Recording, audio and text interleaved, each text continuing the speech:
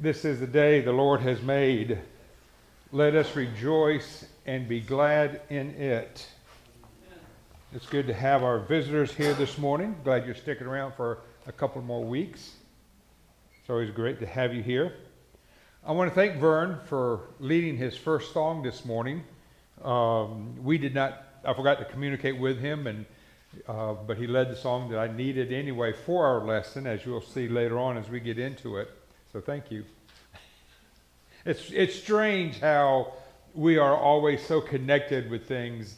I'll have verses, in my lesson, and they'll read them or they'll talk about it in classroom, and it just amazes me constantly how we are so in tune with everything that's going on, even though we don't know, what my lesson's about. In April 1863, in Columbus, Mississippi, after decorating graves of her two sons who served during the Civil War as Confederate soldiers, an elderly woman noticed two mounds at the corner of the cemetery, capturing the spirit of what a memorial meant. She went and laid some flowers on those two graves. A woman who was there also noticed what she was doing. And she said, why are you putting flowers on these Union soldiers' graves when obviously your sons were in the Confederate Army?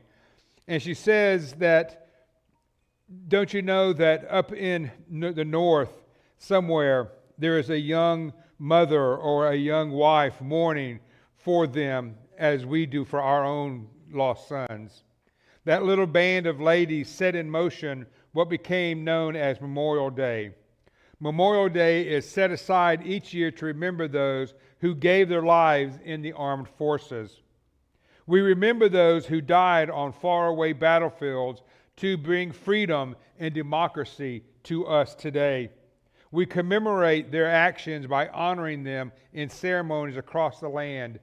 It is sometimes called Decoration Day, because of the decorations that are placed on the graves, the flags and the flowers. A life was given so a life could live. Men and women who fell to their death so that we could live a free life here in this country. Uniforms displayed with pride so that freedom can be worn proudly.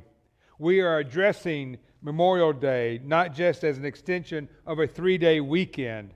Memorial Day is an opportunity just not to break out our grills and have hamburgers and have a cookout. A Memorial Day is to remember those who have fallen in our military service so that we can be free today. And we need to remember that.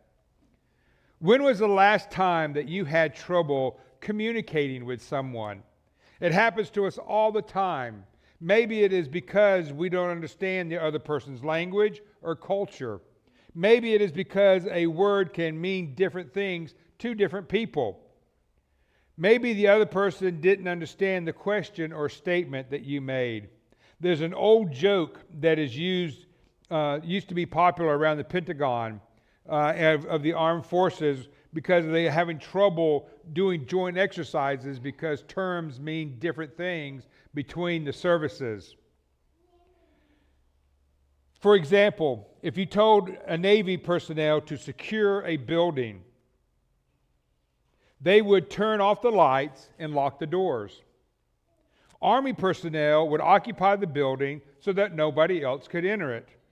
Marines, when they occupied the building or secured the building, they would capture it, defend it with suppressive fire, and close combat. The Air Force, if you told them to secure a building, they would take out a 3-year lease with an option to buy. But it means the same thing, but it means different things to different people and the different forces. We all use a different language depending on where we were raised. In the South, where I was at, we called soft drinks Coke. And you up and say, what kind of Coke do you want? Well, I want a Diet Pepsi. I spent some time up in the Northeast around Massachusetts, and my cousin was my same age. And when we'd go out, and ask him for a soft drink, he'd say, what kind of pop do you want? In other places, they just call it a soft drink. but it all refers to the same thing, a can of Coke or a can of Pepsi, but we have different names for it depending on where we live. And so you have to get used to that. Because I say I want a Coke, and they say, well, here's a Coke. It's like, no, I want a Diet Pepsi. But that's just, it's the same thing, but just different terminology. So we need to be careful on how we do that and how we use different languages. And terms that we might think are familiar are not always familiar. In the song that we sang this morning, and I appreciate that again, there is a misunderstanding phrase, at least for most of us, when we sing the song, "Come thou fount of every blessing, to my heart to sing thy grace. Streams of mercy never ceasing, call for songs of loudest praise." And then skipping down to verse 2, we sing, "Here I raise my Ebenezer, hither by the help I've come, and I hope by thy good pleasure safely to arrive at home." And it's funny, when I was pulling this up, there are different versions to this and different words. So I copied it off of a page that I found on the internet.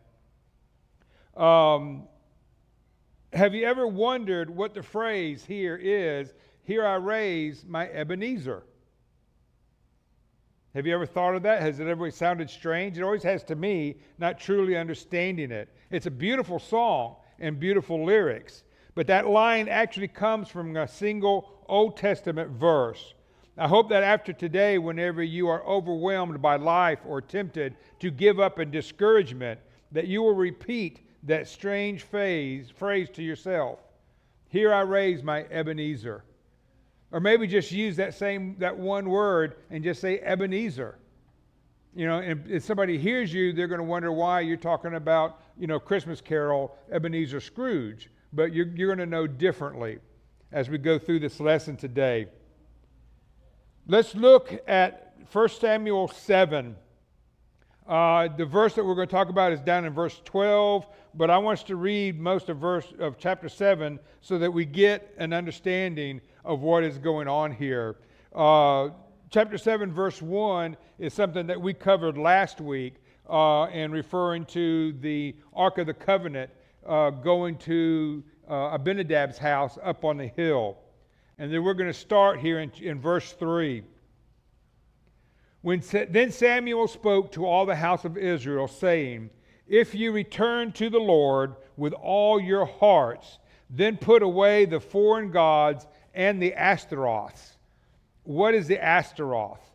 This is the name given to the old Semitic mother goddess worshipped by the Hebrews. She was, or it was, the principal female divinity of the Phoenicians. So put away the foreign gods and the Ashtaroths from among you, and prepare your hearts for the Lord, and serve him only. And he will deliver you from the hand of the Philistines. So the children of Israel put away the Baals and the Ashtaroths, and served the Lord only. We are told time and time again in the New Testament that we need to have nothing else before God. Our work, our play, our family, anything needs to take second place below God. And we need to remember that.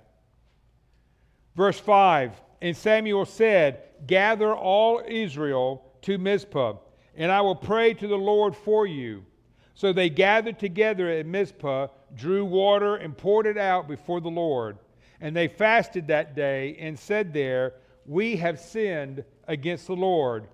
And Samuel judged the children of Israel at Mizpah."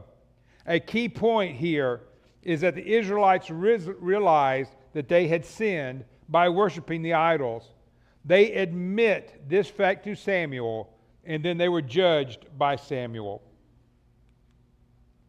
Verse 7, "Now when the Philistines heard that the children of Israel had gathered together at Mizpah, the lords of the Philistines went up against Israel. And when the children of Israel heard of it, they were afraid of the Philistines. So the children of Israel said to Samuel, Do not cease to cry out to the Lord our God for us, that he may save us from the hands of the Philistines." Sad, isn't it? how we can sometimes turn our back on God, but then when there's trouble in our life, we're real quick to turn back to God and say, God, help us. Help me, Lord. Get me out of this. Help me get through this struggle. And that's what the Israelites here have done. They've been worshiping the Baal and the Ashtaroth and turned their back on God, but they've decided to come back to God. Here comes the Philistines wanting to do battle. God, save us. You know, we need to make sure that God is always in front of us and is what we always think about, and that we go to Him in prayer all the time, not just when we need Him. Verse 9, and Samuel took a suckling lamb and offered it as a whole burnt offering to the Lord. Then Samuel cried out to the Lord of Israel, and the Lord answered him. Now as Samuel was offering up the burnt offering, the Philistines drew near to battle against Israel. But the Lord thundered with a loud thunder upon the Philistines that day, and so confused them that they were overcome before Israel. Notice that God takes care of the Philistines that day. Israel didn't have to raise a sword or a spear or anything to defend themselves. God took care of it. He took care of the Philistines, and they turned and ran, the same as God takes care of us every day. Then verse 11, and the men of Israel went out of Mizpah and pursued the Philistines and drove them back as far as below Beth-Kar. And then verse 12, which is our verse for this morning, then Samuel took a stone and set it up between Mizpah and Shin, and called its name Ebenezer, saying, thus far the Lord has helped us. Samuel raised a stone in memory of what God had done for Israel that day, and called that stone Ebenezer. Thus far the Lord has helped us. When we raise our Ebenezer, as the song states, we raise a stone in remembrance of how God the Lord has helped us and has been there each and every day. We need to recognize that when God helps us, that we need to thank Him. We need to raise our own Ebenezer, our own stone, and thank God. Not an actual stone. We don't have to have stones set up all around, but we need to remember this and remember what it represents. We need to thank God by pausing from our busy day and thank God by saying Ebenezer. Going on in verse 13. So the Philistines were subdued, and they did not come any more into the territory of Israel. And the hand of the Lord was against the Philistines all the days of Samuel. Then the cities which the Philistines had taken from Israel were restored to Israel, from Ekron to Gath. And Gath hopefully sounds familiar to you, because remember David and Goliath? That Goliath came from Gath. And Israel recovered its territories from the hands of the Philistines. Also there was peace between Israel and the Amorites. Notice what God did. The Philistines never came again into the territory of Israel as long for the days of Samuel. The Philistines were a constant thorn in the Israelite side for years. They were constantly going to war against them, but not anymore. Samuel raised a memorial stone between Mizpah and Shin, and called the stone Ebenezer, because the Lord had helped them that day. Here I raise my Ebenezer. This stone was to be a memorial marker to remind the Israelites of the great events that God performed that day. We could use a memorial today like Samuel's Ebenezer stone to remind us of the great things that God has done for us. Do you remember the memorial Joshua made for the children of Israel after they crossed through the river Jordan into the promised land of Canaan? We're going to read that story real quick here in Joshua 4, verses 1 through 7. When all the nation had finished passing over the Jordan, the Lord said to Joshua, "Take 12 men from the people, from each tribe a man, and command them, saying, Take 12 stones from here out of the midst of the Jordan, from the very place where the priest's feet stood firmly, and bring them over with you and lay them down in the place where you lodge tonight." Then Joshua called the 12 men from the people of Israel, whom he had appointed, a man from each tribe. And Joshua said to them, "Pass on before the ark of the Lord, your God, into the midst of the Jordan, and take up each of you a stone upon his shoulder, according to the number of the tribes of the people of Israel, that this may be a sign among you. When your children ask you in time to come, 'What do these stones mean to you?' then you shall tell them that the waters of the Jordan were cut off before the ark of the covenant of the Lord. When it passed over the Jordan, the waters of the Jordan were cut off. So these stones shall be to the people of Israel a memorial forever." This was another stone monument or memorial for the Israelites to remember the power and the love of God. Israel didn't need a memorial for the tough times they had been through. After all, they had experienced them. You don't need a memorial for your losses and griefs. Some things are never forgotten. These ancient Israelites weren't likely to forget all the years of discouragement and wandering in the wilderness that they had encountered. Memory is an amazing thing. Psychologists tell us that we never really ever forget anything. Every experience, good or bad, is filed securely in our mental memory banks. Sometimes we forget where we put it, but it is still there. The Israelites didn't need to remember the bad times, but the good things that God had done for them, like leading them to and giving them their promised land. We all have personal memorabilia laying around. Some of it can be personal items that our kids or maybe even we wore. I have the scales when I was born. I've got a picture of me laying on these yellow scales showing my weight. And beside that, a little calendar open showing Tuesday, February 3rd. And I still have those scales. My mother kept them and handed them down to me. You know, and I see them. It's a memory of, well, not really actually a memory. I don't remember that day. But, you know, it goes along for when I was born. I have what they call a shadow box that I'm going to put all of my medals that I achieved while I was in the Air Force. And I had the flag that was given to me when I retired. Again, that's memories of when I was in the Air Force. We all have pictures hanging in our houses of family and friends to remember them. When we were in North Carolina, our house had a big long hallway down the middle, and Kathy called it her hall of frames. And she had all these pictures all the way down of family through the years in places that we had been and everything. And we do that because we want to remember things. We want to remember people. I work with Ancestry.com and researching my family tree and trying to find things and trying to find loved ones and knowing your past. And that's what we do. Last week, they've added a new section to where they have newspapers in that you can look up. And I typed in my grandfather on my father's side because I won't go into the big story, but trying to find out his background and things that had happened. And I've mentioned it before that my Smith only goes back 2.5 generations. My father's father, when he was, I think, 17 or 19, changed his name from Tripp to Smith. And so it's kind of hard to find anything that correlates the two names.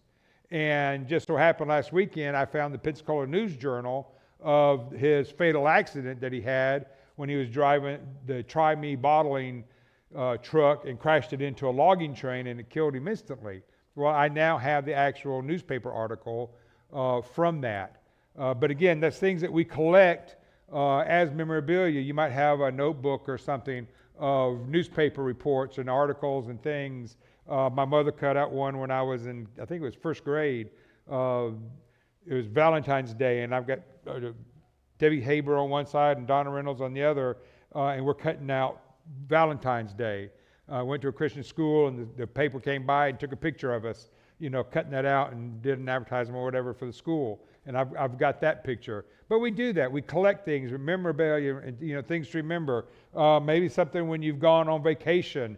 You can see here they've got those flattened out pennies that you see, where you put a penny in it and you crank it and it stamps it or embosses it with something for where you're at, like if you're at the Grand Canyon or whatever.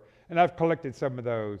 My mother, I know it used to be a thing back in the 50s, 60s or whatever, were the spoons that had the imprint of like the Grand Canyon or someplace on it, and you would collect them. And my mother had a little small wooden shelf on her wall with all these, pretty spoons in it. But it's all these different things that we collect as memories to remember that trip, that vacation, your family or whatever. But that's all things that we do in collecting because we want to remind ourselves of the good times that we have experienced in our lives. Unfortunately, a lot of our memories are still packed in boxes. You might not recognize this, but this is a bird's eye view of the Twin Towers Memorial in New York City. And it is a constant reminder to our nation of that fatal day, September 1st, 2001, when 2,977 people were killed by the two hijacked airliners that crashed into the Twin Towers. Okay? And this is the memorial that they have created to remind our nation of that day, that fateful day, and what happened. Israel didn't need a memorial to remind them of what they had been through any more than we need a memorial to remind us of our loved ones and the loss of them, because we still remember them. But they did need a special reminder of something that they could not easily lose and get lost in the dark. That was the memorial that Samuel raised before them that day. As the song says, "Here I raise my Ebenezer, hither by the help I've come."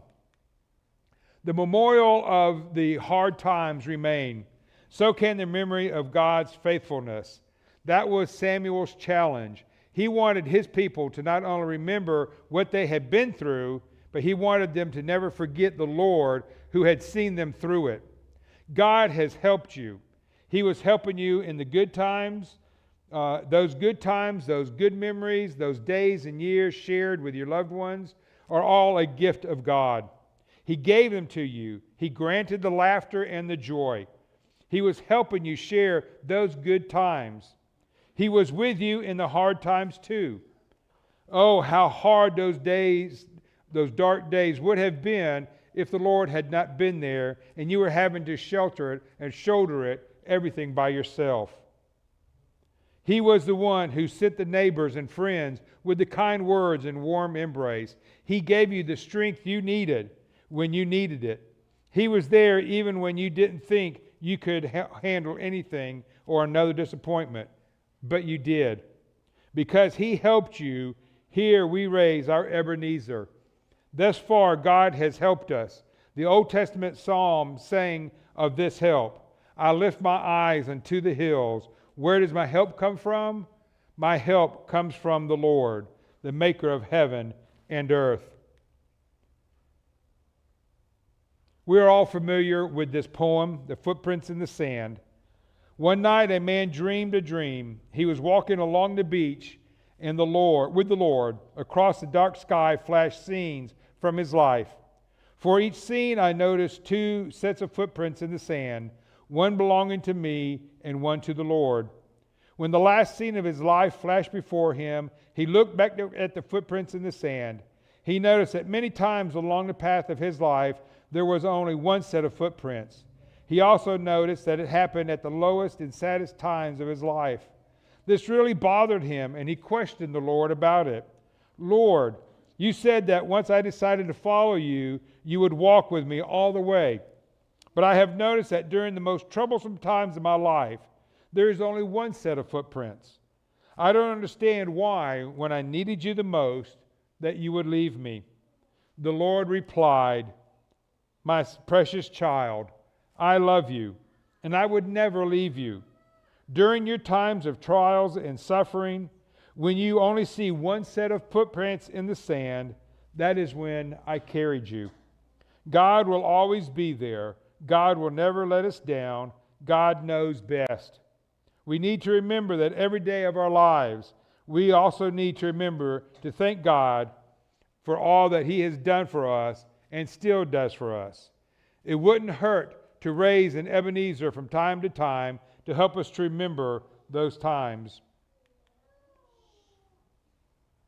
Those who served in the military and even those who haven't are familiar with the quiet notes of taps. At 5 o'clock on military bases, at least on Air Force bases that I was stationed at 5 o'clock, everything stops. Cars stop, people stop, they turn towards the music or the flag, the military goes to attention, and they play taps for the end of the day. Now, each day the melody brings a bugler even the most chaotic day to a calm close. Fittingly, the same melody is sounded over the final resting places of fallen soldiers. We know the melodies, but few of us know the words that goes to taps. They are, "Day is done, gone the sun. From the lakes, from the hills, from the sky, all is well. Safely rest. God is nigh." That's the memorial that we need. God is nigh. He has not abandoned us. He is with us every single day. And we need to remember that.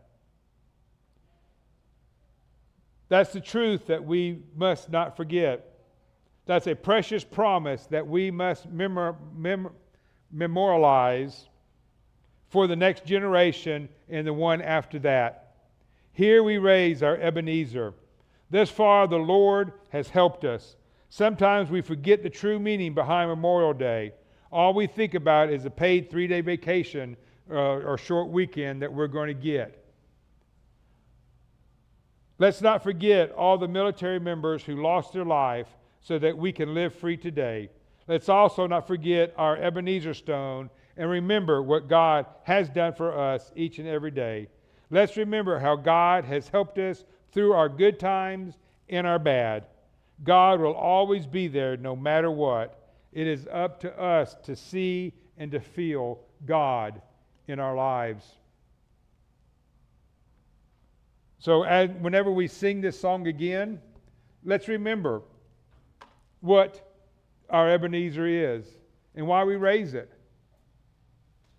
We do it to remember what God has done for us. And sometimes I think we take it for granted, and we can't do that. We've got to remember what God has done for us, that He's always there. He's always helping us. So as you go through your life, thank God. Just say